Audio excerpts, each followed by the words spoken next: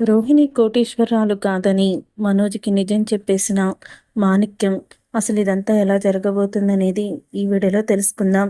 Video నచ్చితే తప్పకుండా like చేయండి. నిజంగానే మాణిక్యం మనోజ్కి నిజం చెప్పేశాడా? ఏం జరిగిందని తెలుసుకునే ముందు వీడియోని లైక్ చేయడం మాత్రం అస్సలు కూడా మర్చిపోకండి. మీనాకైతే ఆ భార్యాభర్తల మీద అనుమానం అయితే మొదలవుతుంది. పురుషోత్తం, పద్మావతి ఇద్దరు కూడా ఏదో నాటకం ఆడుతున్నారని అనుమానం వచ్చి వెంటనే ఈ విషయాన్ని బాలుకి చెప్పాలని బాలుకైతే ఫోన్ చేస్తుంది. ఇదేంటి మీనా ఇక్కడుండే ఫోన్ చేస్తుందని బాలు ఫోన్ అయితే లిఫ్ట్ చేస్తాడు. బాలు ఫోన్ లిఫ్ట్ చేసిన తర్వాత అప్పుడే ఇక మీనా ఎక్కడున్నారు అని అడుగుతూ ఉంటుంది. నేను ఇక్కడే టిఫిన్ సెక్షన్ దగ్గర ఉన్నాను అని చెప్పి అంటూ ఉంటాడు. అప్పుడే ఇక ఏంటి మీనా ఇక్కడుండే ఫోన్ చేస్తున్నావు, ఏం జరిగింది అని అడుగుతూ ఉంటే, ఏం లేదండి, పెళ్లిలోకి ఇద్దరు భార్యాభర్తలు వచ్చారు. వాళ్ళని చూస్తుంటే నాకు చాలా అనుమానంగా ఉంది. కానీ కామాక్షి పిన్నేమో వాళ్ళకి దూరపు బంధువులు దుబాయ్ నుంచి వచ్చారు అని చెప్తున్నారు. అసలు వాళ్ళకి ఇంట్లో వాళ్ళ పేర్లు కూడా తెలీదు. సుందరి ఎవరో కూడా తెలీదు. నాకేమో వాళ్ళ మీద అనుమానంగానే ఉంది. మీరొకసారి రండి, వాళ్ళని చూపిస్తాను అని చెప్తూ ఉంటుంది మీనా.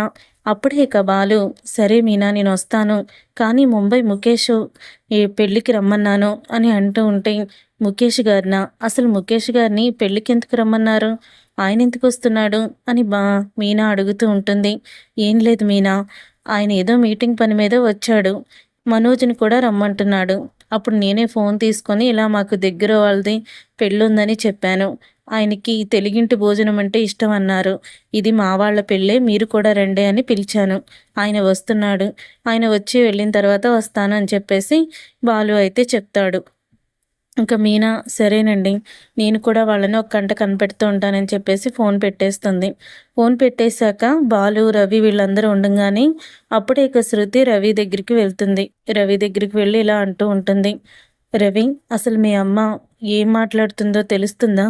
మీనా గురించి ఎప్పుడు కూడా నెగిటివ్గానే మాట్లాడుతుంది ఎందుకు అని అడుగుతూ ఉంటే, అసలు ఏమైంది శృతి అని అడుగుతూ ఉంటాడు బాలు. అందరినీ కూడా ఎవరో దుబాయ్ నుంచి వచ్చారట, వాళ్ళకి పరిచయం చేస్తుంది కామాక్షి ఆంటీ. అప్పుడు మా ఇద్దరు గురించి చెప్పింది తప్ప మీనా గురించి చెప్పలేదు. చెప్పుకోదగ్గ వాళ్ళకి అంత స్టేటస్ లేదు, తనకి పొగరెక్కువ అని అంటూ మీనా గురించి ఇష్టం వచ్చినట్లు మాట్లాడింది. అప్పుడే మీనా కూడా అక్కడికి వచ్చి మీనా ఆ మాటలు విని చాలా బాధపడింది కూడా అని అంటూ ఉంటుంది. అప్పుడే శృతి, అప్పుడే సత్యం ఆ మాట విని, మీ అత్తగారికి ఇంకెప్పటికీ బుద్ధి రాదమ్మా, ఎప్పుడు ఇక తను అంతే, అలాగే ప్రవర్తిస్తుంది అని చెప్తూ ఉంటాడు సత్యం.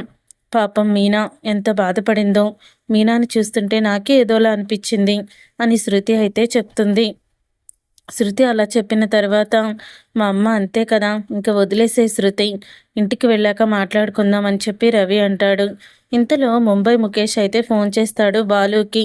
నేను పెళ్ళికి రావడం లేదు, నాకు అర్జెంటు పనుండి మళ్ళీ ముంబై వెళ్ళిపోతున్నాను అని చెప్పడంతో, సరే సరే, ఈసారి వచ్చినప్పుడు తప్పకుండా మా ఇంటికి రండి, మా మీనా తెలుగింటి రుచులు బాగా వండుతుంది, మీకు అన్నీ కూడా వడ్డిస్తాను అని చెప్పి అంటాడు. సరే బాలు, తప్పకుండా వస్తానని ఇక ముఖేష్ అయితే ఇంకా రావటం లేదనేసరికి మనోజ్ అయితే ఊపిరి పీల్చుకుంటాడు.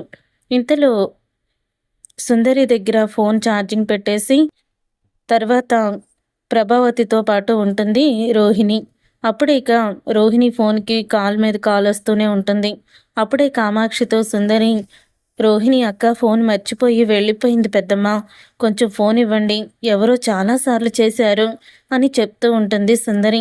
అప్పుడే ఇక కామాక్షికి రోహిణి అయితే కనిపించదు. వెళ్ళి మనోజ్ చేతిలో రోహిణి ఫోన్ అయితే పెడుతుంది. అలా పెట్టిన తర్వాత అప్పుడే ఇక ఎవరో చాలాసార్లు రోహిణికి ఫోన్ చేస్తున్నారంట, నువ్వు ఫోన్ లిఫ్ట్ చేసి మాట్లాడు మనోజ్, రోహిణి ఎక్కడుందో నాకు కనిపించలేదు, ముహూర్తానికి టైం అవుతుంది కదా, కన్యాదానానికి అన్ని ఏర్పాట్లు చేసుకోవాలని చెప్పి అంటూ ఉంటుంది కామాక్షి. అప్పుడే ఇక మనోజ్ అయితే ఎవరు ఫోన్ చేస్తున్నారు రోహిణికి, ఎన్నిసార్లు ఎవరు చేశారని ఫోన్ అయితే చూస్తాడు. విద్య ఫోన్ నెంబర్ అయితే ఉంటుంది. ఈ విద్య ఎన్నిసార్లు చేసింది ఎందుకో, ఏమై ఉంటుంది అని అనుకుంటూ ఉండగా మరోసారి విద్య అయితే ఫోన్ చేస్తుంది. అలా ఫోన్ చేసిన తర్వాత అప్పుడే ఇంకా అంటూ ఉంటుంది విద్య, ఎన్నిసార్లు ఫోన్ చేయనే నీకు, ఎన్నిసార్లు ఫోన్ చేసినా ఎందుకు ఫోన్ లిఫ్ట్ చేయవు? చూడు ఇప్పుడు నువ్వు డేంజర్‌లో ఉన్నావు. ఆ మాణిక్యం అదే పెళ్లిలో ఉన్నాడు" అని అంటూ ఉంటుంది విద్య. "చుట్టుపక్కల ఎవరైనా ఉంటే మాత్రం నువ్వేమీ మాట్లాడకు. నేను చెప్పినట్టు చెయ్యి. వెంటనే మీ ఇంట్లో వాళ్ళందరినీ కూడా తీసుకొని నువ్వు అక్కడి నుంచి వచ్చేయి. ఏం ప్లాన్ చేస్తావో తెలీదు. నీకైనా అప్పటికప్పుడు ప్లాన్ చేసి అందరినీ కూడా బురిడీ కొట్టించడం అలవాటే కదా. మాణిక్యం అక్కడే ఉన్నాడు. ఒకవేళ మాణిక్యాన్ని చూశాడనుకో, ఎవరైనా చూశారనుకో, నువ్వు కోటీశ్వరాలివి కాదన్న నిజం బయటపడిపోతుంది. మాణిక్యం ఎవరో కాదు, పెళ్లి కొడుకు మేనమామే అని విద్య చెప్తుంది. ఇక విద్య అలా చెప్పేసి ఫోన్ పెట్టేశాక మనోజు రోహిణి గురించి విద్య చెప్పింది విని షాక్ అయిపోతూ ఉంటాడు.